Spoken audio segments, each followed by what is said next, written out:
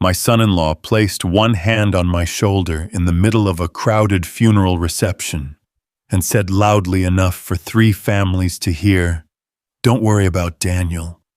He's been getting a little confused lately."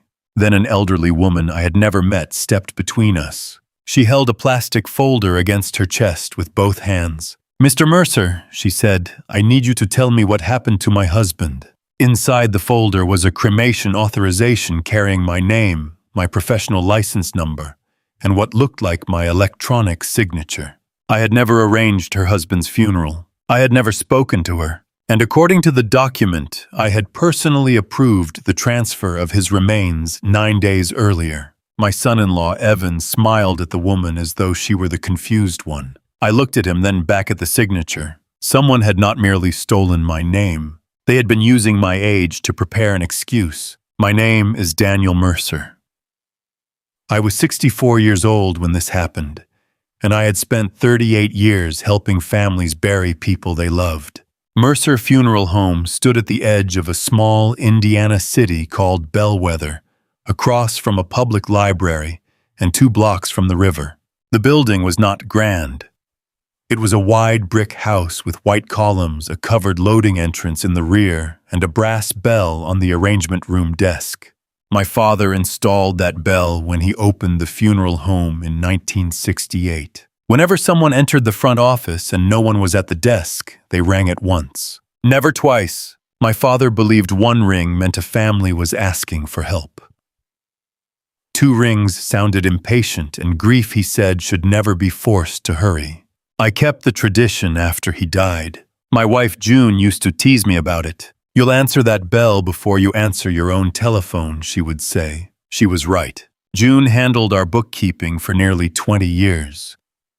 She knew which local minister forgot names, which florist delivered late, which widows needed an extra month before receiving an invoice, and which families wanted coffee even when they insisted they did not. She died from cancer 6 years before the woman brought me that folder. Afterward, the funeral home felt too large. Not empty exactly. Funeral homes are never empty, but every room seemed to contain the shape of something June had once done. Her handwriting remained on the emergency contact sheet beside the telephone. Her old blue sweater hung behind my office door because I could not bring myself to move it.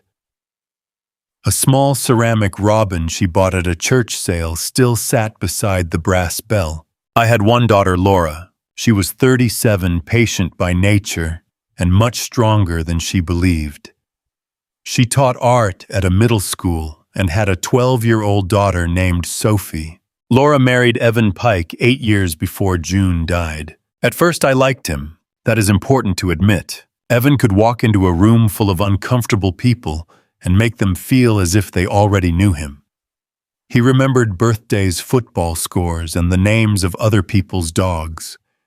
He wore inexpensive suits that always looked more expensive than they were. He had worked in hotel management before joining the funeral home. After June became ill, Evan began helping with scheduling vendor invoices, transportation, and insurance paperwork.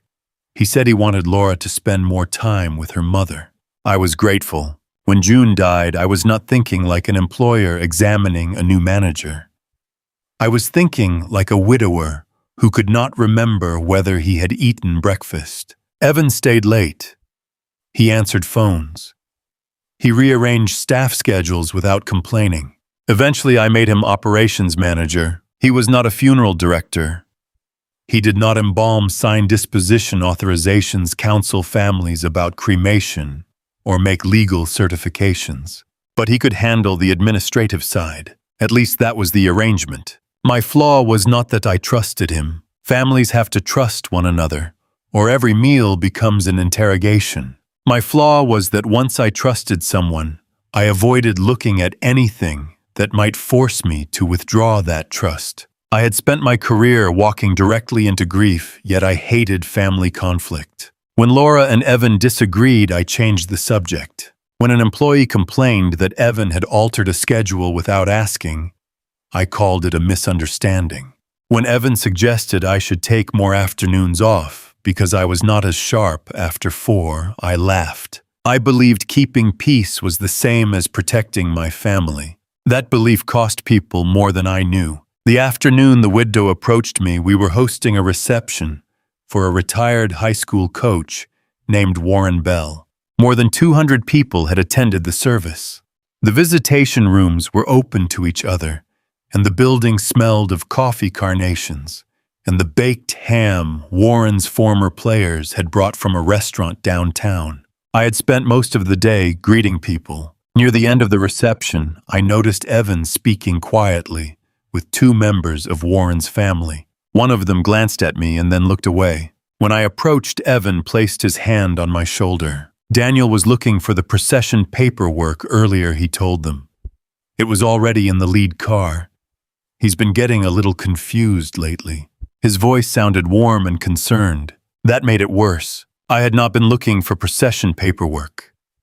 I had been looking for Warren's military pin because his grandson wanted to place it inside the casket before closing. I started to correct Evan. Then the elderly woman appeared. She was small, with silver hair curled close to her head and a brown handbag tucked beneath one arm. Mr. Mercer. Yes, ma'am. My name is Miriam Dorsey. I did not recognize the name. She opened the folder. My husband was taken from our apartment 9 days ago.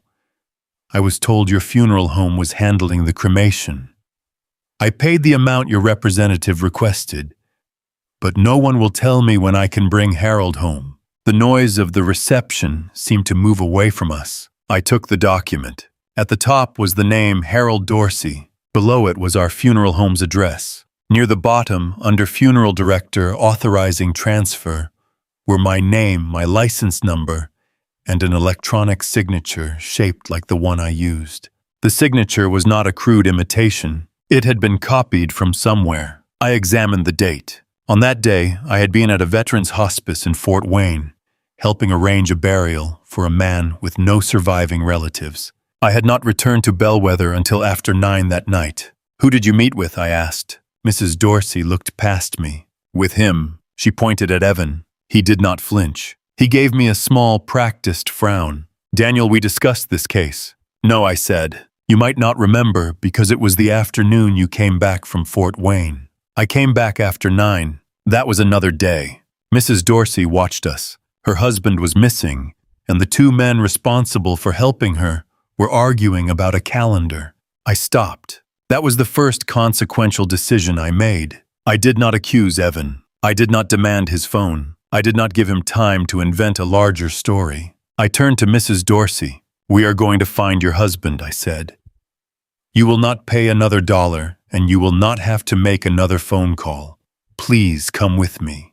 I took her into the arrangement room and closed the door. The brass bell and June's ceramic robin sat between us. I asked Mrs. Dorsey to tell me everything from the beginning. Harold had died at home after a long decline. A hospice nurse had given her the number of a low-cost service called Peaceful Passage Cremations.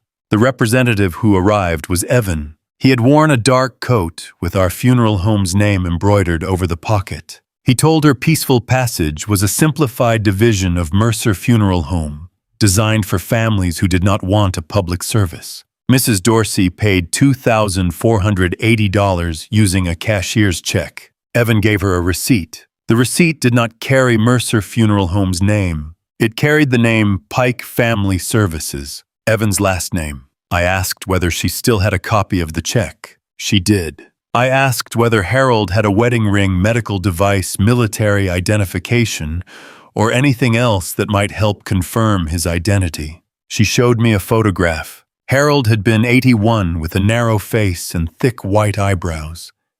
He wore a plain gold wedding band engraved inside with the date of their wedding. June and I had engraved our wedding date inside our rings too. For a moment I could not speak. How long were you married? I asked. 57 years. She looked toward the closed door. I do not want trouble, Mr. Mercer. I just want him home. You are not causing trouble, I said. You came to the place whose name was on the paper. I called Nora Bell, our senior embalmer and office administrator. Nora was 58 and had worked with me for 23 years. She was not related to Warren Bell, the coach whose reception filled the building.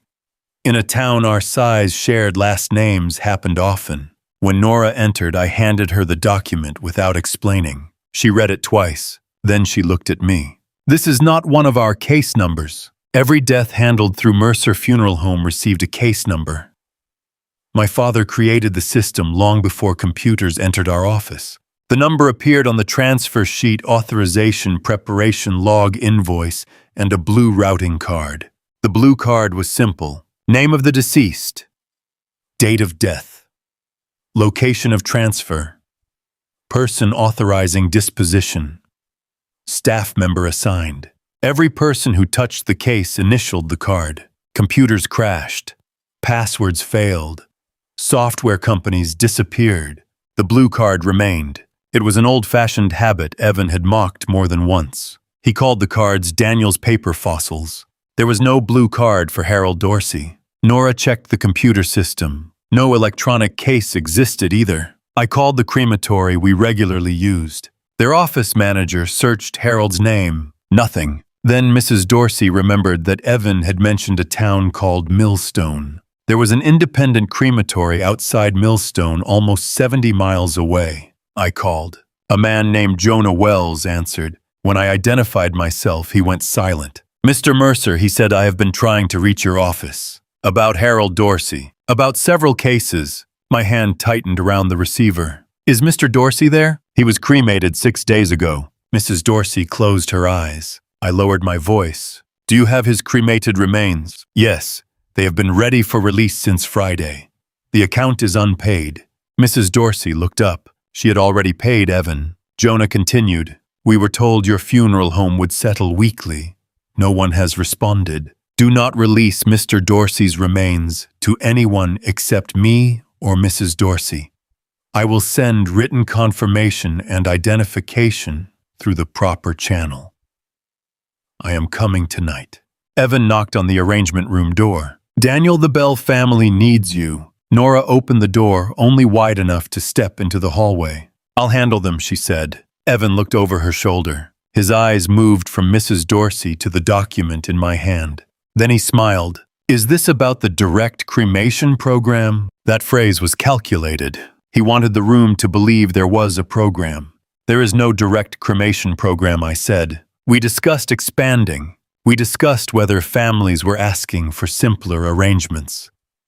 We never created another company, opened another account, or authorized you to use my license. His expression changed only slightly. A tighter jaw, a slower blink. You have been under a lot of stress. Mrs. Dorsey stood. My husband is 70 miles away because you did not pay the crematory. Evan turned toward her. There was a billing delay. You told me he would be home in 4 days. I said approximately. You told me Mr. Mercer approved everything. Evan looked at me again. I did not want to embarrass you in front of a client, Daniel, but you approved this.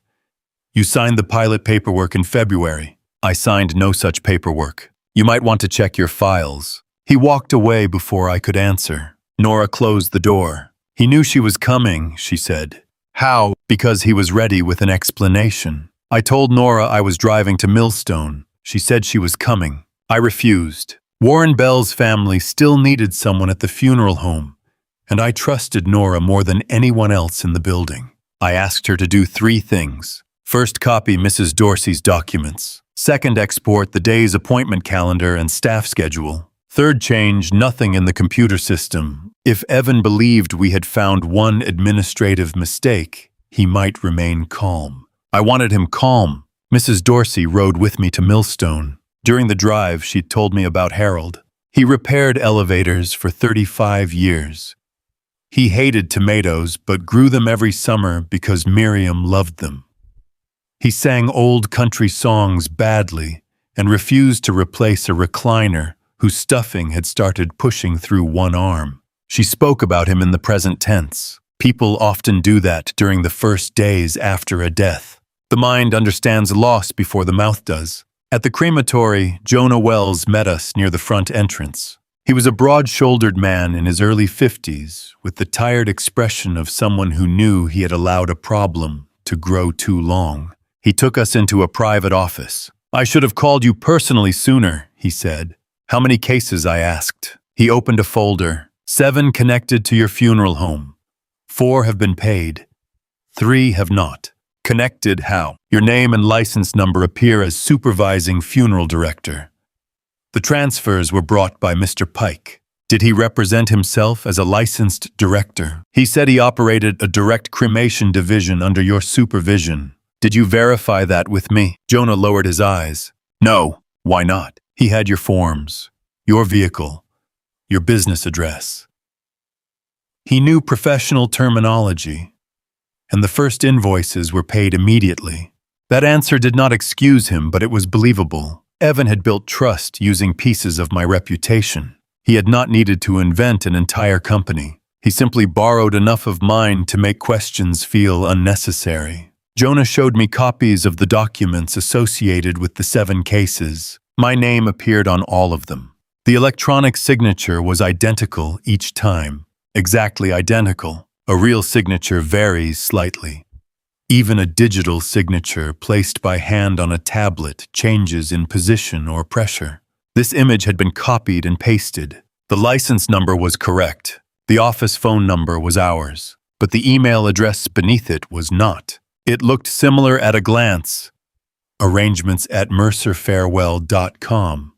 Mail to arrangements@mercerfarewell.com. Our actual address was arrangements@mercerfuneral.com. Mail to arrangements@mercerfuneral.com.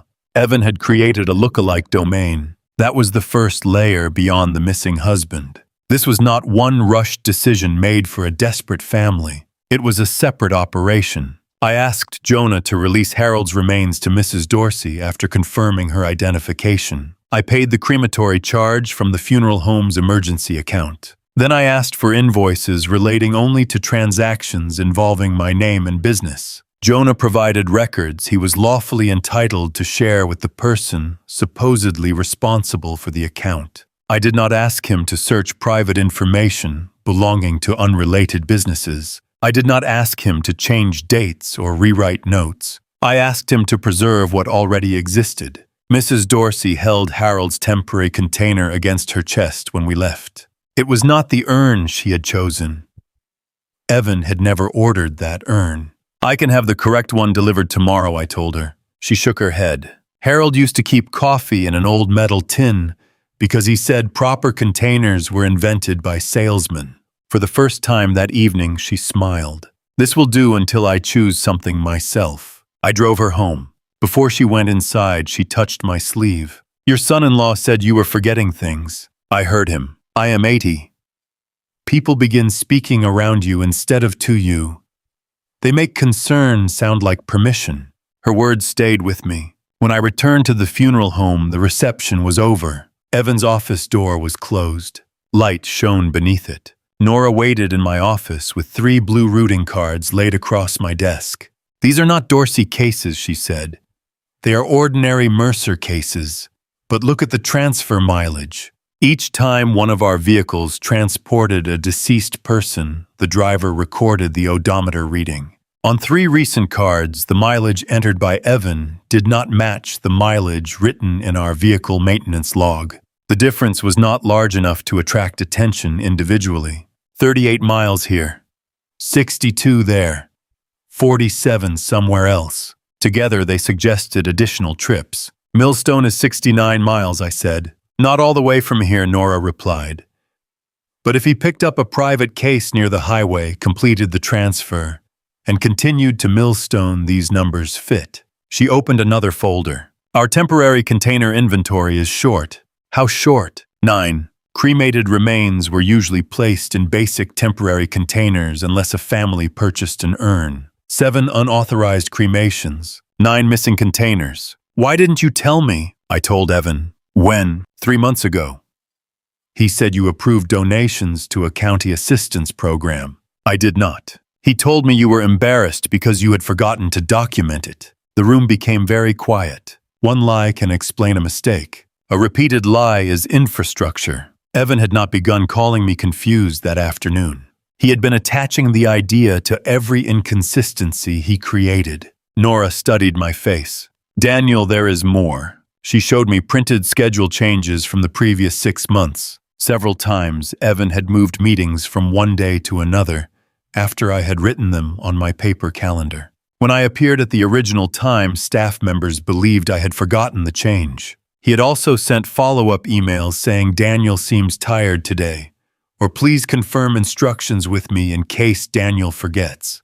I remembered the moments. A florist arriving when I did not expect her. A minister claiming we had discussed a service time that sounded unfamiliar. A family waiting 20 minutes because a meeting had vanished from my schedule. Each incident had been small. I had apologized. Evan had stepped in. He was not merely using my credentials. He was creating witnesses to my supposed decline. Why, Nora asked. I knew the answer was bigger than 7 cremations. I don't know yet. My computer required a password and a security key kept on my key ring. I checked the account we used for electronic document signatures. The system showed 2 authorized devices. My office computer was one. The second was a tablet assigned to Evan for administrative work. I had allowed him access to upload forms and prepare documents for my review. He was not supposed to apply my signature. Yet the signature image in the system's shared template folder was the same image used on the unauthorized authorizations. I immediately disabled the second device. That was my second consequential decision. I did not wait until morning. I did not worry whether Evan would feel accused. I removed his access to my professional credentials. I also changed the email password, notified the software provider that my signature template had been misused, and asked them to preserve access logs. At 11:40 that night, Evan attempted to log in from the tablet. Then again, then a third time. I watched the failed attempt alerts appear on my screen. A minute later, my phone rang. I did not answer. He left a voicemail. Daniel, you have locked me out of the arrangement system. I assume this was an accident.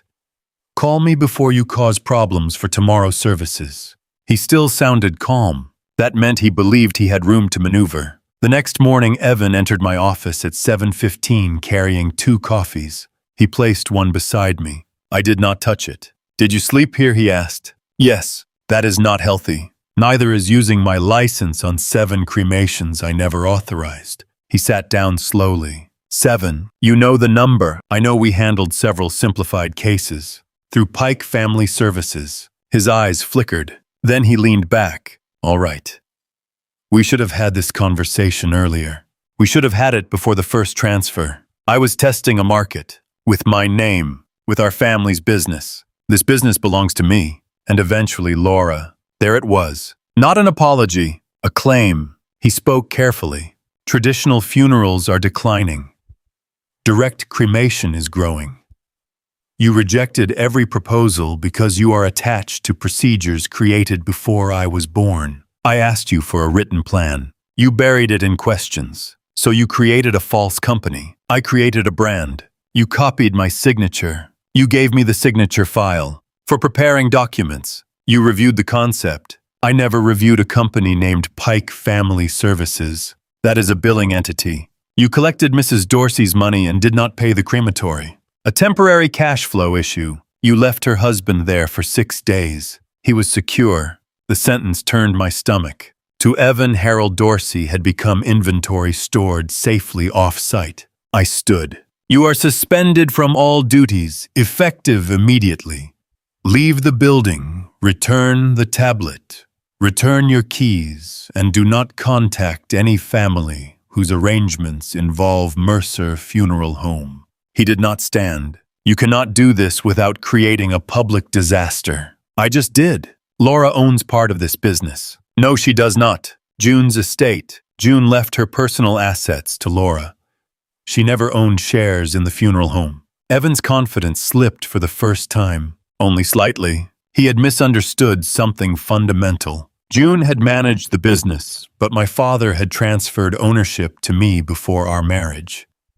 June and I treated the income as family money, yet the company itself remained mine.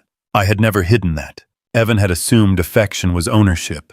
Then perhaps we need to discuss your capacity, he said. I stared at him. He continued, You have missed appointments. You have signed documents you later denied signing. Staff members have concerns. Laura has concerns. Did Laura tell you that? She is frightened. Is that why you created a folder of my mistakes? His face changed. I had guessed. The guest landed. I walked around the desk and opened his office. He followed me. In the lower drawer of his filing cabinet was a gray, expanding folder labeled Transition. Inside were copies of schedule errors, staff emails, invoices with my handwritten corrections, and notes describing moments when I had appeared forgetful. Some incidents were real. I had once called a grandson by his father's name. I had misplaced a church key. I had forgotten that a family changed a song the morning of a service. At 64, I was capable of mistakes. But mixed among the genuine moments were situations Evan had created. A meeting he moved. A document he removed. A payment he told Nora I had approved. The folder also contained a draft letter to our bank. The letter requested that financial authority be transferred from me to Evan during Daniel Mercer's period of diminished capacity. Laura's name appeared beneath his. Unsigned. I looked at him. Does my daughter know about this? She knows we need a plan. That was not my question. She knows you are struggling. Because you told her. Because she has eyes. I closed the folder. You are leaving now. You are making yourself look unstable. No. I am finally allowing you to see me angry. He stood. For a second, I thought he might shout. Instead, he straightened his tie. The board will not see this the way you do. What board? He realized his mistake. Then he smiled again. The state licensing board. Once you report a possible misuse of credentials, they will examine your supervision. You gave me access. You failed to notice. You signed the system authorization. That was his strongest defense. Not that the documents were genuine, that I had negligently allowed the misuse and was now blaming him to conceal my own decline. It was not a foolish defense. Professionally, I had given an unlicensed manager broad administrative access. I had ignored warnings. I had allowed family trust to weaken internal controls. Even if Evan had committed the fraud, I could still lose my license for failing to supervise him. He knew it. I have already spoken with Laura, he said. She believes a peaceful retirement would protect everyone. Get out! You will need me before this is finished. No, Evan. I needed the man I thought you were. He placed the tablet and keys on the desk. Then he left. I waited until his car disappeared before calling my daughter. Laura did not answer. 5 minutes later, she texted, Dad, Evan says you fired him during some kind of episode. Please do not contact Sophie until we understand what is happening. I read the message 3 times. That hurt more than the forged signature. I could explain stolen money. I could explain false documents. But Evan had reached my daughter first and placed every fact inside a story he had been building for months. Concerned husband.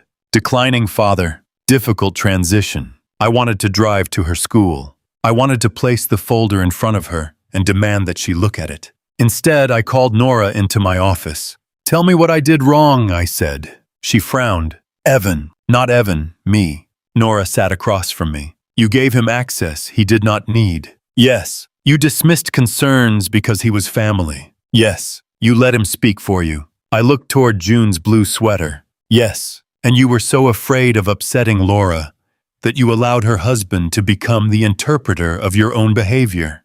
That one took longer to answer. Yes. I contacted the state licensing authority. I reported that my credentials and electronic signature had been used without authorization. I provided the 7 documents, the false email address, the device access records, and my explanation of how Evan obtained the signature image. I did not minimize my failure to supervise him. I described it plainly. The investigator who received the report was a woman named Celia Grant. She had worked in funeral service regulation for more than a decade. She did not tell me I was brave. She did not promise everything would be fine. She asked precise questions. When did Evan receive access? What tasks was he authorized to perform? Who controlled the bank accounts? Where were the deceased persons transferred? Were any families still waiting for remains? That last question mattered most. The licensing authority's immediate concern was not my reputation. It was the 7 families.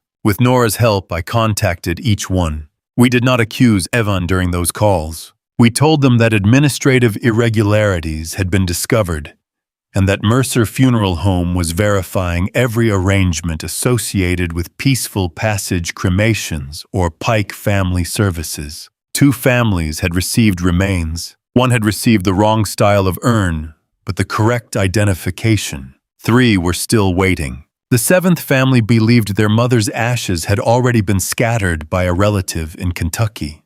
That case terrified me. If the identification process had failed, nothing could undo it. We confirmed through the crematory's identification chain that the correct person had been released. The records were sloppy, but the identity was intact. I paid the outstanding crematory invoices. I ordered the missing urns. I refunded every amount Evan had collected from families, even though the money had not entered our account. The total was $18,760. It hurt, but the families came first. That was the 3rd consequential decision. I could have waited for insurance, a court order, or a completed investigation. Instead, I used the funeral home's reserve fund to correct the immediate harm. Then I documented every payment. Meanwhile, Evan continued calling people. He contacted staff members and warned them that I was acting unpredictably. He called 2 ministers and said services might be disrupted because I had locked everyone out. He told Laura I was draining business accounts. Technically, I was moving money. I transferred operating funds into an account that required 2 approvals for payments over a set amount. I removed Evan as an authorized user. I notified the bank that a transfer of authority letter bearing Laura's name might be submitted and that she had not yet confirmed signing it. The bank did not decide who was telling the truth. It simply flagged the account and followed its verification procedures. That afternoon, Laura arrived at the funeral home. She left Sophie in the car. She entered through the side door and did not remove her coat. "Did you take almost $20,000 out of the business?" she asked. "I used it to reimburse families." Evan says there are no families. I placed Mrs. Dorsey's document on the desk. Laura did not touch it. "He says you signed a pilot agreement and forgot." "There is no pilot agreement." He showed me papers. "What papers?" "Notes from meetings. Emails. A proposal." "A proposal is not authorization to forge my signature." He says you told him to use the signature file because you were tired of reviewing repetitive documents. That is false. Laura's face tightened. "Dad, you have been forgetting things." "Yes." She looked surprised. I continued. "I forgot a church key. I called a grandson by the wrong name. I missed a meeting Evan moved without telling me. People my age forget things. That does not make every document with my name genuine." He says you are blaming him because you are afraid of retirement. I am afraid of many things. Retirement is not one of them.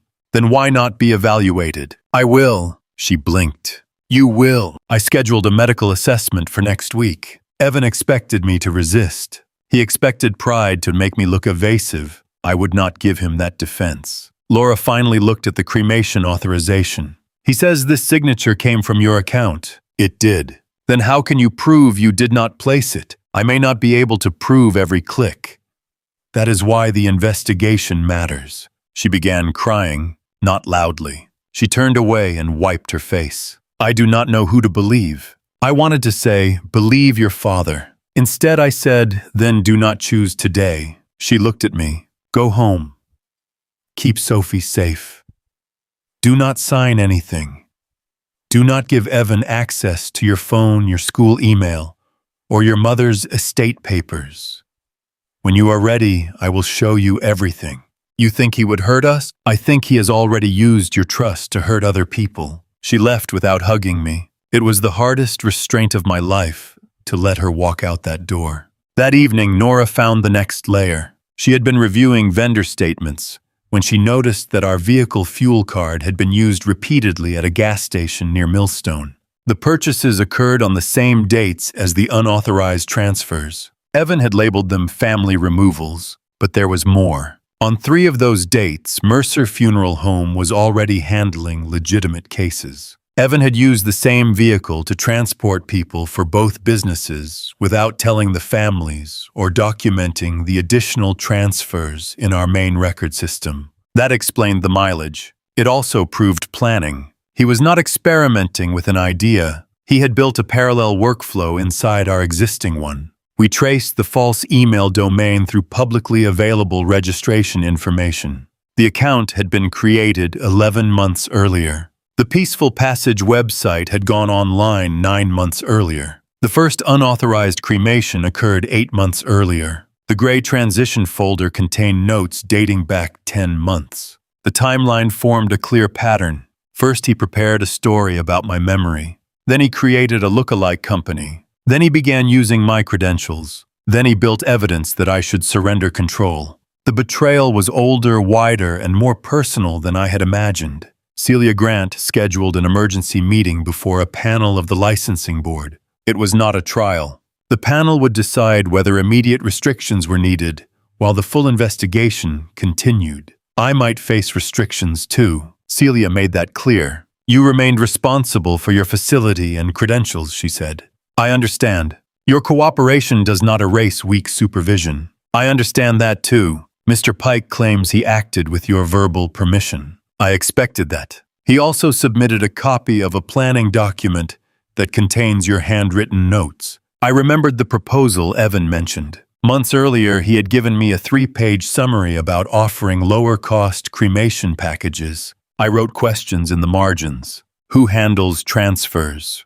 Which account? How are authorizations reviewed? What happens after hours? At the bottom, I had written worth exploring if safeguards are clear. Evan was using that sentence as approval. What is the meeting date? I asked. Friday morning, 48 hours. Evan believed that meeting would end my career. He did not know I had one record he had overlooked. My father's blue cards were not the only paper records in the building. For 30 years, I had also kept a weekly supervision ledger. It began when a former employee accidentally released clothing to the wrong family. After that incident, I created a Friday review. Every week, I listed open cases, unfinished authorizations, outstanding transfers, and staff assignments.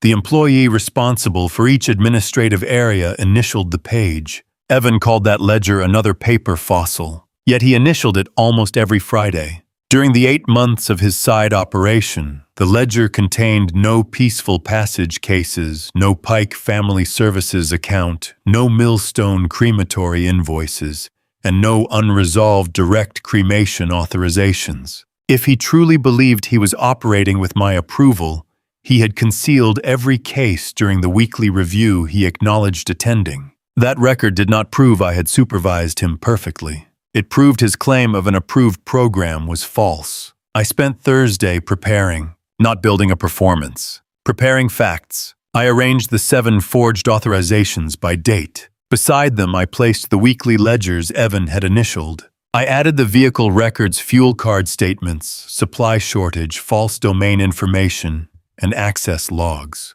Jonah Wells agreed to attend the meeting and explain his interactions with Evan. Mrs. Dorsey asked whether she could attend. I told her she did not owe me that. I am not doing it for you, she said. I am doing it because he spoke to me as though my grief made me stupid. The night before the meeting, Evan made his final move. At 6:30, the bank called. He and Laura were sitting in a branch office with the unsigned transfer of authority letter. Laura had not signed it. Evan claimed she had verbally agreed, and that the business faced an emergency caused by my incapacity. The bank employee contacted me because of the fraud alert. I asked to speak with Laura. Evan resisted. The employee put her on anyway. Dad, Laura said Evan says the state is closing the funeral home tomorrow. That is not true. He says unless we move the money, employees will not be paid. That is not true either. I heard Evan speaking in the background. Then Laura said, he told the bank I own half the business. You do not. Silence. Did Mom leave me part of it? No. Your mother never owned part of the company. She left you her savings, retirement account, jewelry, and share of our home. You received all of those. Evan's voice became louder. He is manipulating you. I said Laura asked him to show you a stock certificate, ownership agreement, tax filing, or probate document naming you as an owner. Another silence. Then I heard a chair move. Laura's voice became smaller. He has a letter. A draft letter he wrote. The bank employee returned to the call and said no changes would be made without verified authority. Evan left the branch before Laura. She came to the funeral home alone. This time she brought the papers he had shown her. The proposed pilot agreement was my old 3-page document with handwritten questions. There was no signature, no final approval, no company name, no billing arrangement, no authorization to use my license. Laura sat in the arrangement room beneath the soft lamp June had chosen. "I believed him," she said. "You believed your husband. I repeated things he said about you. I know. He told Sophie you might have to move somewhere people could watch you.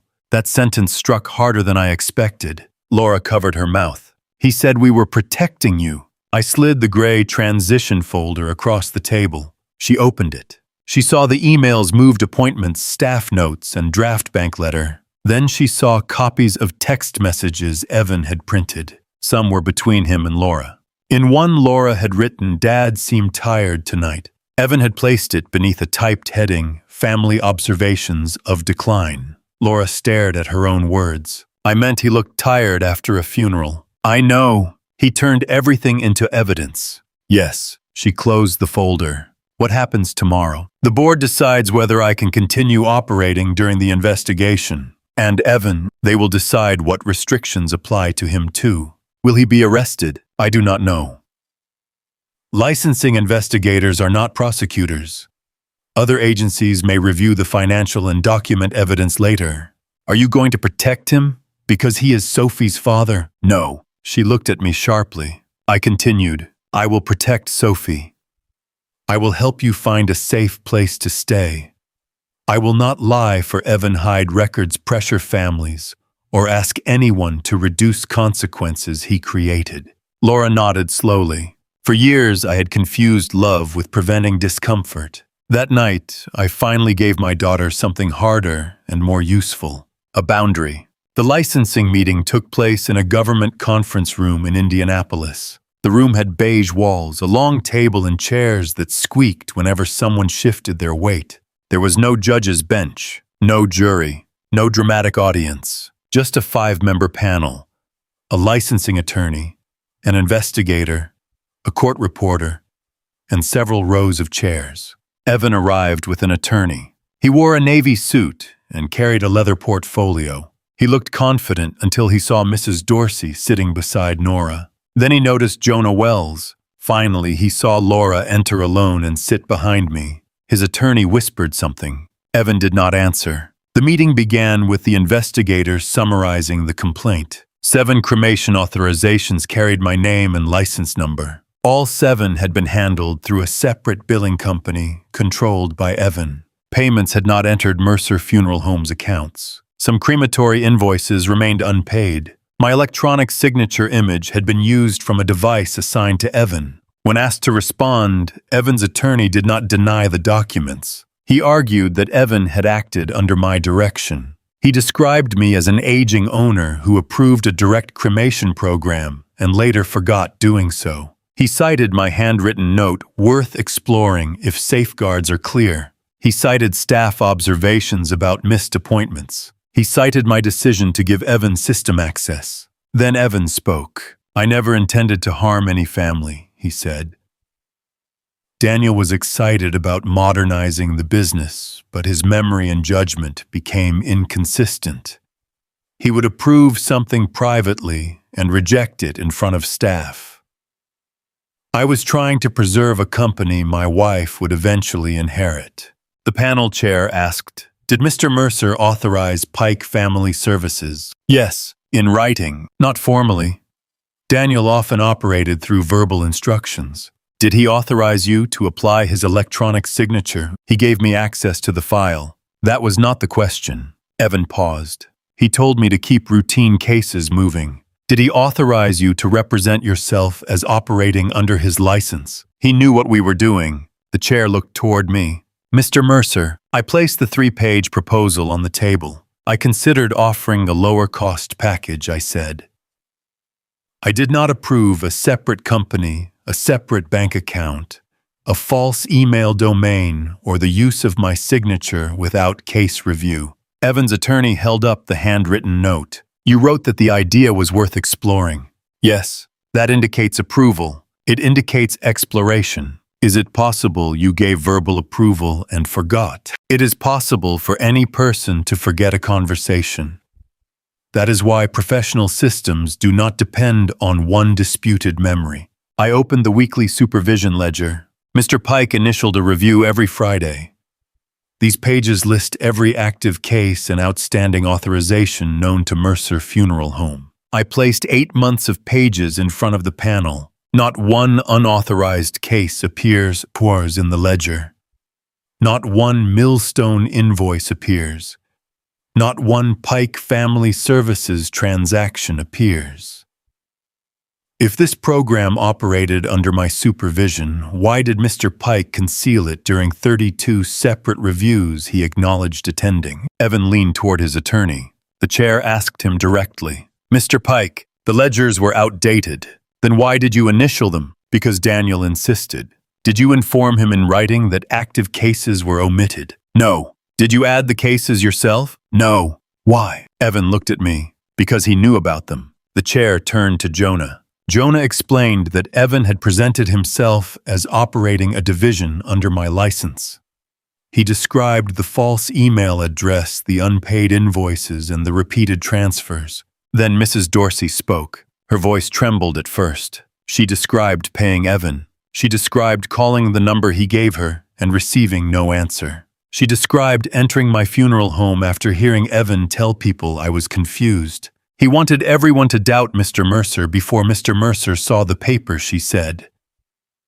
That is what I noticed. Evan's attorney objected that Mrs. Dorsey could not know his intentions. The chair agreed, but the sentence remained in the room. Next came the access records. The signature image had been applied from Evan's assigned tablet. The login times corresponded with the unauthorized documents. On 2 of those occasions, I was conducting services in other counties. Evan's attorney argued I could have instructed him remotely. Then Nora produced the supply inventory and vehicle records. The missing containers matched the scale of the hidden operation. The mileage deviations aligned with transfer dates. The fuel purchases occurred near Millstone. Each ordinary record supported the others. No single page carried the entire truth. Together they created a pattern too consistent to dismiss as age confusion or coincidence. The licensing attorney asked Evan why Pike Family Services collected money from families if Mercer Funeral Home supervised the work.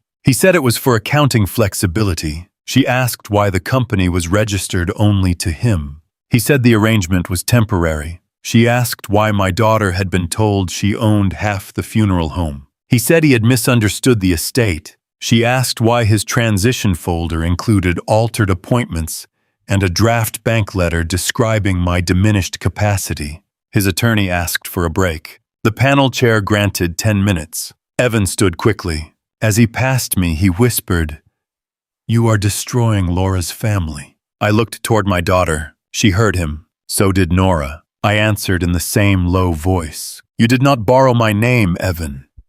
You spent it on people who trusted us." He stared at me. For once, he had no reply ready. When the meeting resumed, Evan's attorney changed strategy. He acknowledged administrative irregularities, but argued that immediate suspension would create financial hardship for Evan's household. The panel chair asked whether Evan currently possessed any funeral service license authorizing the activities described. He did not. She asked whether he had access to any other licensed professional's credentials. His attorney said no. The panel then considered my conduct. I was not cleared. I had given Evan excessive access. I had failed to investigate supply discrepancies promptly. I had allowed a family relationship to weaken professional safeguards. I said so. I should have asked harder questions sooner, I told them. I cannot undo that. I can show what I did after learning the truth, and I can accept restrictions designed to protect families while the investigation continues. The panel recessed. We waited in the hallway. No one spoke for several minutes. Evan stood near the elevator with his attorney. Laura remained beside me. At one point he looked at her and held out his hand. She did not move. That was the first time I saw him understand that the power he believed he controlled was disappearing. Not because I shouted, not because Laura suddenly stopped loving him, because the version of reality he had built required everyone to remain isolated. The widow could not meet the crematory operator. The staff could not compare schedules. Laura could not see the transition folder. The board could not examine the weekly ledgers. Once the people and records entered the same room, his story collapsed. The panel returned after 40 minutes. Evan was ordered to cease all funeral service activity and was barred from accessing licensed facilities or representing himself as working under a funeral director's authority while the investigation continued. The panel referred the financial and document evidence to the appropriate state authorities for further review. My license remained active, but the funeral home was placed under temporary monitoring. For 6 months, another licensed funeral director had to review our authorization procedures and sign a weekly compliance report. I also received a formal reprimand for inadequate control of my signature credentials and administrative systems. It was not total victory. It was accountability, mine included. Evan's attorney asked whether the panel could delay the order so Evan could transition responsibilities.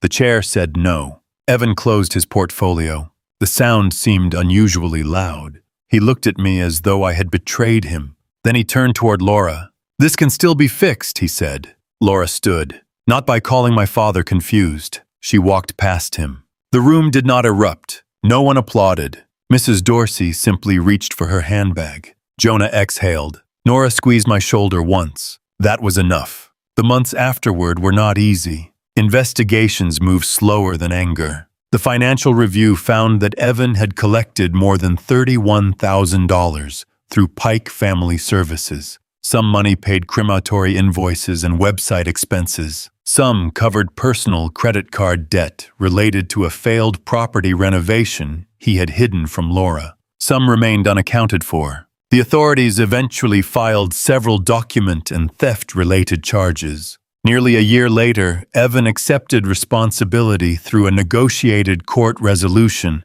that included restitution, supervision, and restrictions connected to financial and funeral service work. I did not attend the hearing where that agreement was entered. Laura did. She told me only what I needed to know. Their marriage ended. It was not quick and it was not clean. Evan remained Sophie's father. Laura had to create parenting arrangements through the appropriate process. And Sophie had to learn that loving someone does not require pretending they did nothing wrong. For a while, Sophie would not enter the funeral home. She associated it with whispered conversations and adults crying behind closed doors. I did not force her. One Saturday, 3 months after the licensing meeting, she came with Laura to help paint the staff kitchen. She stood near the arrangement room doorway and looked at the brass bell. "Mom says Grandpa Mercer made that rule about 1 ring. He did. Why only 1? Because 1 is enough when people are paying attention." She considered that. Then she rang it once. I walked out of my office. She smiled. "You came fast. I have been practicing." The funeral home changed. I hired an outside compliance consultant and gave Nora authority to stop any case if documentation was incomplete.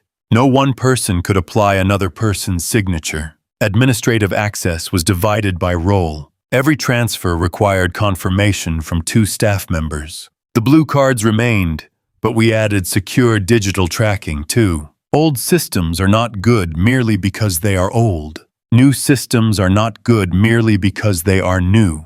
The value lies in whether they protect the people depending on them. Mrs. Dorsey returned several weeks after the board meeting. She carried a square wooden urn made by Harold's younger brother. On the lid was a carved tomato vine. "Harold would have complained it was too fancy," she said.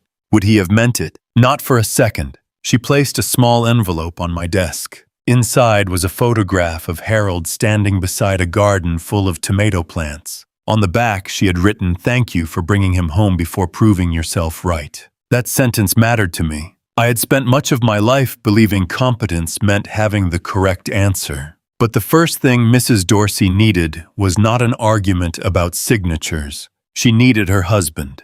Truth mattered. Sequence mattered too. Protect the vulnerable person. Preserve the facts. then confront the person responsible. Laura and I repaired our relationship slowly. I had to admit that my silence helped Evan. Whenever I avoided correcting him in front of her, I allowed him to define events. Whenever I called a concerned family tension, I made her believe there were two equally reasonable sides. Whenever I withheld problems because I wanted to protect her marriage, I left her less prepared to protect herself. Laura apologized for doubting me. I told her doubt was not the deepest wound. Isolation was. Evan had made each of us believe we were the only person noticing something wrong. A year after the investigation began, Laura helped repaint June's old office. We left the ceramic robin beside the bell. We moved June's blue sweater from behind my door into a cedar box at home. Not because I loved her less, because grief should not become an excuse to keep every room unchanged. I reduced my schedule to 4 days a week. That decision was mine. I was not pushed out. I did not cling to the business merely to prove Evan wrong. Nora became managing funeral director. I remained owner and worked directly with families, which had always been the part of the job I understood best. The medical assessment Laura requested showed no evidence of serious cognitive decline. The doctor did tell me to sleep more, exercise, and stop treating exhaustion like a professional virtue. I followed 2 of those instructions consistently. I will let you guess which ones. I still forget names occasionally. I still place my glasses on top of my head and then search my desk for them. Age is not innocence. Age is not guilt either. It is simply one fact about a person. Evan tried to turn it into a blanket explanation for every contradiction he created. For a while it worked because concern is difficult to challenge. When someone calls you dishonest, you defend your honesty. When someone calls you confused, every defense can be presented as further confusion. The only way out is not a louder argument. It is a record that does not depend on the manipulator's interpretation. A widow's receipt, a crematory invoice, a missing blue card, a fuel purchase, a weekly ledger initialed by the man who later claimed the ledger was irrelevant. Ordinary things. Truth often survives inside ordinary things, because arrogant people overlook whatever does not look dramatic. 2 years have passed. Sophie is 14 now. She sometimes does homework at the arrangement room table, while Laura finishes grading art projects. Mrs. Dorsey sends us a Christmas card. Jonah Wells changed his crematory's verification procedures and accepted his own regulatory consequences for failing to confirm supervision. Nora keeps the temporary compliance reports in a binder, even though monitoring ended long ago. On the cover she wrote, "Never again." The funeral home is smaller than it once was. Families choose simpler services now. Evan had been right about that. Being right about the market did not make him right about deception. We eventually created a lower-cost cremation package. It operates under Mercer Funeral Home's name. Families meet a licensed director. Every authorization is reviewed. Payments enter one disclosed account. No one is promised speed we cannot provide. The package is called June's Choice. Laura suggested the name. June believed dignity should never depend on how much a family could spend. Some evenings after everyone leaves, I sit in the arrangement room and look at the ceramic robin. I think about the afternoon Mrs. Dorsey handed me the forged authorization. I remember Evan's hand on my shoulder, his soft voice, his public concern. For a long time I wished I had confronted him earlier. Now I understand that the goal was never to produce the earliest confrontation. It was to create the safest truth. The brass bell still sits beside the robin. It has dulled around the edges from decades of hands touching it. Whenever it rings, I rise from my chair and walk toward the front office. These days I answer on the first ring without asking fear for permission. If this story stayed with you, subscribe and tell me where you believe patience should end and accountability should begin.